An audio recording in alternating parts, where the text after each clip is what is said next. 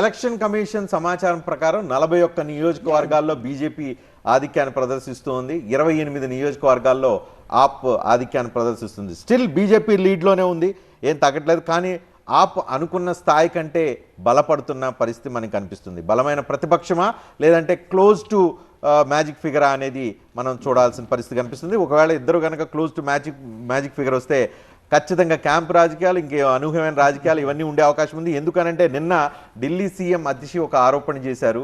భారతీయ జనతా పార్టీకి సంబంధించి ఆప్కు సంబంధించిన ఎవరైతే ఎన్నికల్లో పోటీ చేసిన అభ్యర్థులు ఉన్నారో వాళ్ళని కాంటాక్ట్ అవ్వడానికి ప్రయత్నం చేశారని ఒక తీవ్రమైన ఆరోపణ చేశారు. దానికి సంబంధించి ఆల్రెడీ ఒక పెద్ద ఆరోపణలు నడుస్తున్న నేపథ్యంలో క్లోజ్ గనక మ్యాజిక్ ఫిగర్కి క్లోజ్గా రెండు పార్టీలు కనుక వచ్చి ఉంటే, ఒక 3-4 సీట్ల డిఫరెన్స్లో కనుక రెండు పార్టీలు ఉంటే ఒక తీవ్రమైన పరిణామాలు ఉంటాయా అనేది కూడా మనం ఆలోచించుకోవాల్సిన పరిస్థితి.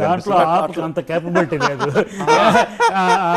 రాజకీయం నడిపించేంత కేపబిలిటీ ఉండడానికి వీల్లేదు. ఎందుకంటే 35 అన్లెస్ టై అవుతుంది తప్ప 35 అవ్వలే. సో ఇక్కడ కాంగ్రెస్ కి 0 ఉన్నప్పుడు నీకు ఐదర్ ఆఫ్ ద పార్టీ ఏదో పార్టీకే వస్తుంది. కాకపోతే మ్యాజిక్ ఫిగర్ క్లోజ్ గా ఉంటది కాబట్టి ఒకవేళ ఆప్ కనుక వాళ్ళు మనం అనుకున్న దానికంటే భిన్నంగా ఏమన్నా వచ్చి ఆప్ 37 ఉంటే there is a big problem for AAP.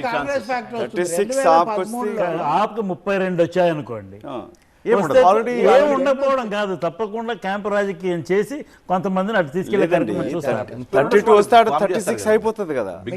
Form చేసినా కూడా to consolidate their position in the government.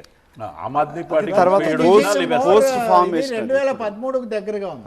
మొదటిసారి ఆప్ వచ్చినప్పుడు వాళ్ళకు దగ్గర ఒకసారి